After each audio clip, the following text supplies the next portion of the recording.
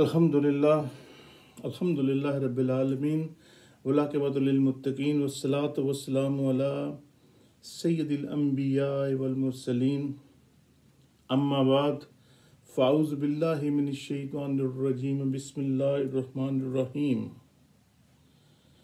अस्सलातु वस्सलामु अलैका या सय्यदी या रसूलल्लाह व अला आलिका व अस्हाबिका या सय्यदी या हबीबल्लाह अस्सलातु वस्सलामु अलैका या सय्यदी या नबी अल्लाह व अला आलिका व अस्हाबिका या सय्यदी या नूर अल्लाह। क़ाल अल्लाहु तबारक व तआला फ़िल कुरानिल मजीद वल फ़ुरक़ानिल हमीद इन्नल्लाह मलाइकतहु युसल्लूना अलन नबी या अय्युहल्लज़ीना आमनू सल्लु अलैहि व सल्लिमु तस्लीमन कसीरन कसीरा अल्लाहुम्मा सल्लि अला सय्यिदिना व मौलाना मुहम्मदिन व अस्हाबि सय्यिदिना व मौलाना मुहम्मदिन व बारिक व सल्लिम सल्लि अलैहि जज़ल्लाहु अन्ना मुहम्मदिन मा हुवा अहलु।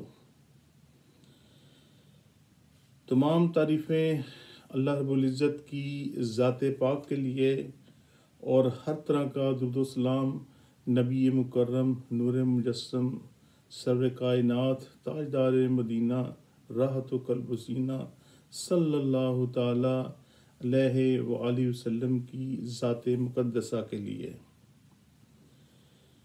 मेरे बहुत ही मोहतरम दोस्तों, भाइयों, बुज़ुर्गों, जैसा कि आज की नूरानी महफ़िल जो कि हर थर्सडे को सूफ़ी हारिस इसका इनेकाद करते हैं, अल्लाह रब्बुल इज़्ज़त को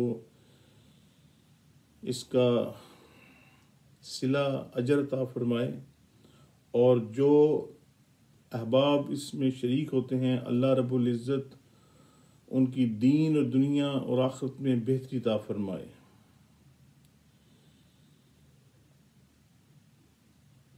अल्लाह रब्बुल इज़्ज़त ने मुझे ये तौफ़ीक बख्शी कि मैं आज की इस नूरानी महफ़िल में कुछ बयान कर सकूं। एक्चुअली कहने को तो बहुत कुछ है, लेकिन आज की इस मुख्तसर सी महफ़िल में औरत के पर्दे और आँखों की हया के बारे में मुख्तसर सा बयान करूँगा। अल्लाह रब्बुल इज़्ज़त मुझे इस पर कामयाबी अता फ़रमाए और मेरे इस टूटे फूटे अल्फाजों में तासीर पैदा फरमा दे कि वो जो कुछ सुन ले उस पर अमल कर ले। आमीन। मेरे अज़ीज़ दोस्तों, भाइयों, हमारी माएँ भी हैं, अल्लाह रब्बुल इज़्ज़त उनकी उम्र दराज फरमाए। हम सबको अपनी वालिदैन की इज़्ज़त खिदमत करने की तौफ़ीक अता फरमाए। और औरत का सिलसिला माँ से स्टार्ट होता है, फिर औरत बेटी भी है, औरत बीवी भी है, औरत बहन भी है, औरत के कई रूप हैं। जब से नबी पाक सल्लल्लाहु ताला अलैहि वसल्लम दुनिया में हमारे आका सल्लल्लाहु ताला अलैहि वसल्लम बनकर तशरीफ़ लाए, उस वक्त से लेकर अब तक अल्हम्दुलिल्लाह हम अपनी रवायत के मुताबिक इस पर अपना सिलसिला कायम रखे हुए हैं और माशाअल्लाह अल्हम्दुलिल्लाह हमारी माएँ बहनें सब पर्दे की पाबंद हैं और अल्लाह रब्बुल इज़्ज़त उनकी इज़्ज़तों में बरकत अता फ़रमाए। लेकिन इसके साथ साथ एक हाथ होता है ना, हाथ के दो रुख होते हैं। तो हर इंसान के एक नहीं, दो नहीं, बेतहाशा रुख हैं उसके। ये मेरे तमाम दोस्त अहबाब इससे मुत्तफिक होंगे, क्योंकि हर एक की पर्सनैलिटी जो है ना वो थोड़ी डिफरेंट होती है। अल्लाह रब्बुल इज़्ज़त हमारी बच्चियों की इज़्ज़तों की हिफाजत फरमाए। देखिए, जब से ये दुनिया बनी है, जब जहलियत का दौर था उस वक्त भी औरत, माँ, बेटी, बहन मौजूद थी। जब नबी पाक सल्लल्लाहु ताला अलैहि वसल्लम इस दुनिया पर तशरीफ लाए तो आपने सबको तब्दील किया, सबको चेंज किया, और ख़ुसूसी तौर पर औरतों की जो तजलील होती थी, औरतों को जिस रुसवाई के साथ उनको गुनाहों की गार में धंसा जाता था, जिंदा दरगोर कर दिया जाता था, नबी पाक सल्लल्लाहु ताला अलैहि वसल्लम ने उस औरत का दर्जा बुलंद फरमाया, मां का दर्जा बुलंद फरमाया, बेटी का दर्जा बुलंद फरमाया, बहन का दर्जा बुलंद फरमाया, बीवी का दर्जा बुलंद फरमाया, जो कि एक सबसे पाकीज़ा रिश्ता है। क्योंकि जब बीवी घर की दहलीज के अंदर दाखिल होती है, उस वक्त औरत अपने साथ खामद उसका दीन लेके अंदर आता है, और जो औरत होती है उस घर की, वो उसकी पुश्तों तक वो दीन फैलाती है। यानी औरत का इतना बड़ा मकाम जो नबी पाक सल्लल्लाहु ताला अलैहि वसल्लम ने हमें अता फरमाया, और आजकल का वो बदनसीब दौर वो देख लें आप कि उसमें एक पर्दा है, एक औरत ने पर्दा किया हुआ है, लेकिन वो पर्दा उससे दुआ मांग रहा है कि मुझे पर्दे से पर्दा चाहिए। और आप खुद अंदाजा लगा सकते हैं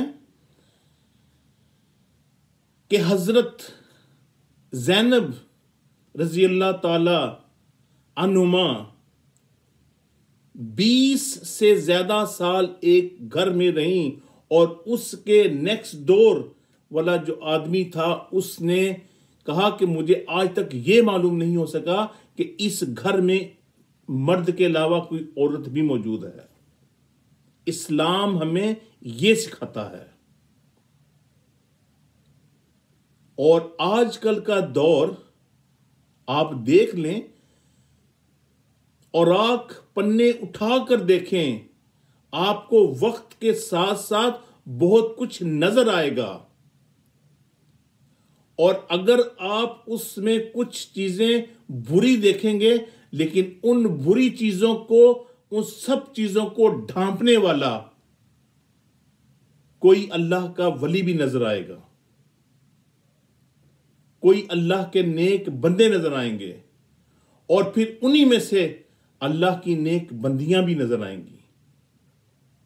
देखें, एक छोटी सी मिसाल देता हूं, शायद उससे आपको समझने में थोड़ी आसानी हो जाए कि जो गिलाफ होता है ना, जो गिलाफ वो किसी किताब पे चढ़ाया नहीं जाता।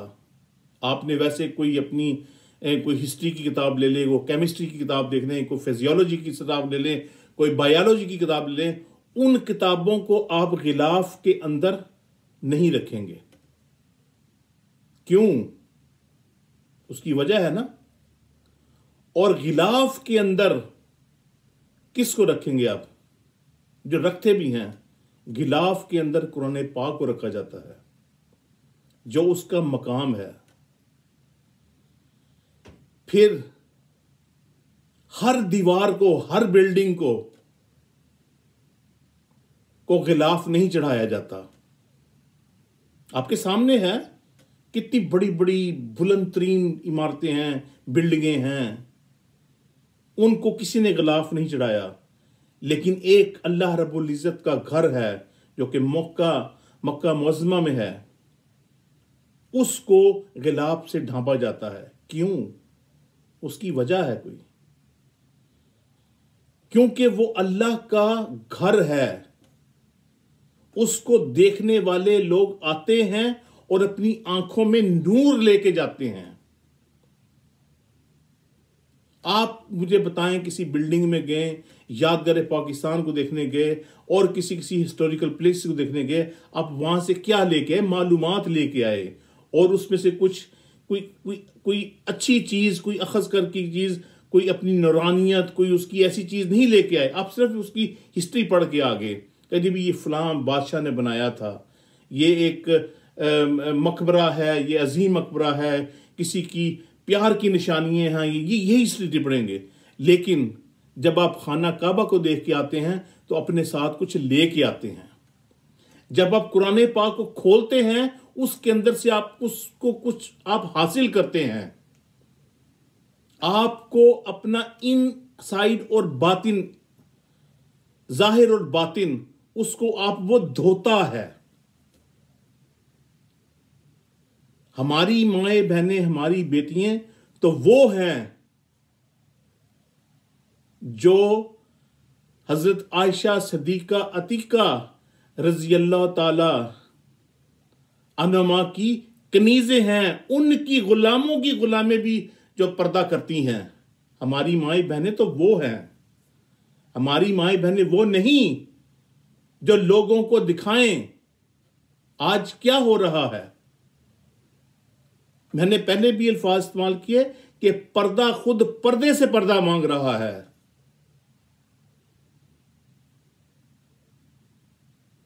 वो एक छोटी सी मिसाल देता हूं। एक बुजुर्ग थे, वो बुजुर्ग बाजार गए और बाजार से वो एक स्वीट लेके आए अपने पोते या नवासे के लिए, और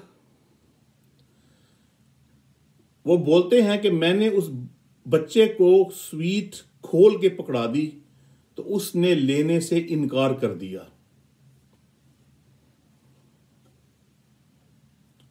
समझ नहीं आई कि भी उसने इनकार क्यों किया। उसने कहा कि बच्चा कहता कि मैंने नहीं लेनी ये स्वीट, की खुली हुई है। मैंने उससे पूछा, बेटा क्या बात है, ये तुमने खोल के खानी थी? कहते मैंने खोल के खानी थी ना, आपने खोल के दी, इसमें मक्खियां बैठ गईं, इसमें गर्द गुबार बैठ गया, अब मैं ये नहीं खाऊंगा। अब इस बच्चे की इस छोटी सी बात को आप गौर से सुनिए और उस पर थोड़ा सा अपना गौर व फिक्र कीजिए कि उस बच्चे ने ये बात क्यों कही, कि उस पर्दे के बारे में उसने कहा कि अगर वो पर्दे में रहती तो वो मेरे लिए अजीम थी, उसको मैं ही खोलता। तो जब कोई चीज खुली हुई हो जिसका पर्दा ना हो, उस पे तो तरह तरह की मक्खियां बैठेंगी, तरह तरह के जानवर आएंगे, तरह तरह के लोग उसमें मुंह मारेंगे। तो ये बात अच्छी है? उस बच्चे ने कितनी बड़ी बात कर दी। तो लिहाजा हमें सोचना चाहिए कि हम जिस चीज की कदर करते हैं, जिस चीज की इज्जत करते हैं, उसको हम पर्दे में रखें। और हमारी माएं बहनें भी, उनको भी चाहिए कि वो अपने आप को पर्दे के दायरे में रहकर अपने आप को परवान चढ़ाएं। आजकल हमारे बाज टीवी चैनल्स में देख लें, जो लड़कियां, औरतें नात पढ़ रही हैं। नात पढ़ना कोई बुरी बात नहीं, सुन्नत मोहम्मद सल्लल्लाहु अलैहि वसल्लम है नात पढ़ना, सुनना। नात सुनना नबी पाक सल्लल्लाहु अलैहि वसल्लम की सुन्नत है, नात पढ़ना सहाबा इकराम रिज़वानुल्लाह अजमईन की सुन्नत है। लेकिन पर्दे में रह पकर, ये खुलेआम टीवी पे चढ़ के, ये खुलेआम मुशायरे में चढ़ के, ये बात गलत।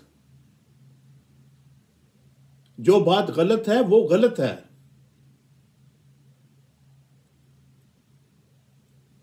औरत, यानी मैं बताता हूं कि जो औलाद होती है, औलाद वालिदैन को बहुत कुछ करने पर मजबूर कर देती है। एक औरत थी, उसके बच्चे थे छोटे छोटे, तो उसका कोई सरबराह नहीं था कि जिसको कमा के देता, तो वो किसी के पास गई भीख मांगने के लिए, पर्दे में रहकर गई भीख मांगने के लिए कि मुझे कोई अल्लाह के वास्ते कोई दे दो।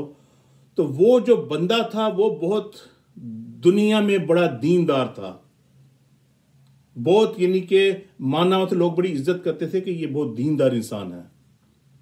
वो उस दीनदार के पास तभी गई कि इसको सब कुछ पता है, तो उसने कहा ठीक है मैं तुम्हारी मदद करूंगा, लेकिन तुझे मेरे साथ मुंह काला करवाना होगा, फिर मैं तुम्हें सब कुछ दूंगा जो तुम मांगती हो। उसने कहा नहीं, मुझे नहीं चाहिए। वो लौट के चली गई। जब चली गई तो उसने घर जाके बच्चों को देखा, बच्चे बिलबिला रहे थे, पीने को पानी नहीं था, भूख से तड़प रहे थे बच्चे। बच्चों की खातिर वो वापस गई, उस बंदे से कहा कि ठीक है मैं तेरे साथ मुंह काला करने को तैयार हूं। चली गई अंदर। उस बंदे ने उसने कहा कि पहले भी तुम्हें कहा था कि तुम आ जाओ, तुम ठीक है, मुझे तो कोई इतराज नहीं है। उसने कहा नहीं बस ठीक है, बहन ने बस जो कहना था वो कह दिया, बस जो कुछ तुमने करना है कर, तो बस खत्म कर बात को। उस बंदे ने दरवाजे बंद किए तो उस औरत का जिस्म कांप रहा था, यानी कांप रहा था किससे? अल्लाह के अजाब से, अल्लाह के खौफ से कांप रही थी वो। उस बंदे ने उससे कहा देखो यहां पे कोई भी नहीं है, दरवाजे बंद हैं, तुम क्यों कांप रही हो? उसने कहा तुम्हारे इस दुनिया के तमाम दरवाजे बंद हैं, पर एक दरवाजा खुला है, और वो दरवाजा मेरे रब का दरवाजा है। वो देख रहा है, उसे ना नींद आती है ना ऊंघ आती है, वो देख रहा है। इतने अल्फाज उस औरत ने कहे तो उस बंदे पर इतना खौफ तारी हुआ कि वो खुद कांपना शुरू हो गया। उसने देखा कि उस औरत की हया, औरत का लिबास और अपनी आंखों की हया जब उसे देखी तो उसे अपनी मां भी याद आई, अपनी बहन भी याद आई, अपनी बीवी भी याद आई, अपनी बेटी भी याद आई, तो कांपने लगा। वो उठा, उसने उसको पर्दे में डाला कि तुम जाओ, तुम्हारे हर चीज मेरे घर पहुंच जाएगी। और उसके बाद उसने सच्ची तौबा की। उस बंदे ने सच्ची तौबा की और वो बाद में एक अल्लाह का मकबूल वली बना। यानी ये होती है औरत की हया, बंदे की आंखों की, नजर की हया। औरत का पर्दा जब किसी के ऊपर पड़ जाए तो दुनिया ही बदल जाती है। तो अल्लाह रब्बुल इज्जत हमें ये तौफीक अता फरमाए कि हम अपनी माओ, बहनों, बेटियों को इस तरह की तालीम दिलाएं, इस तरह की तालीम दें अपने घर में, ताकि वो अपनी इज्जत आबरू की हिफाजत कर सकें, अपनी जान की बाजी लगाकर अपनी इज्जत की हिफाजत करें। वो तो आजकल देखें आपके सामने क्या हो रहा है। एक वक्त था कि हर जगह पे आजादी थी, लेकिन अब आजादी मुसलमानों के लिए तंग कर दी गई है। मुसलमानों के लिए उनके जो हकूक हैं वो सलब किए जा रहे हैं, जो कि बहुत बड़ी गलती है। नबी पाक सल्लल्लाहु अलैहि वसल्लम का फरमाने ज़ीन शान है, बिल्कुल ठीक है, इस्लाम एक बुलंदियों पर गया और बुलंदी के बाद उस पर डाउन होगा, लेकिन अल्लाह के बंदे उनमें पैदा होंगे कि इस्लाम एक दफा फिर अपनी बुलंदी पर अरूज पे जाएगा। और ये हो रहा है इंशाअल्लाह अज़्ज़ा वजल। जितनी इस वक्त हमारे में जो ये कोताहियां हैं, जो नाचाकियां हैं, वो हमारी अपनी पैदा की हुई हैं। हमने जो दिलों में जो मैल रखी हुई है, अल्लाह रब्बुल इज्जत से दुआ है कि वो सब धो दे और हमको पहले जैसा इंसान और नेक बना दे, कि हम अपनी औलादों को नेक बनाएं, अपनी बेटियों की इज्जत, अपनी हिफाजत करें और हम दीन इस्लाम पर चलें।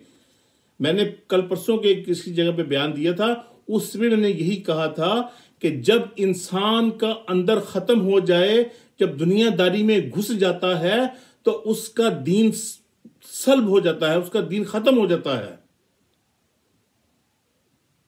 तो लिहाजा दुनियादारी में उतना दुनियादारी में घुसिए कि जितना आप उसको समोलें।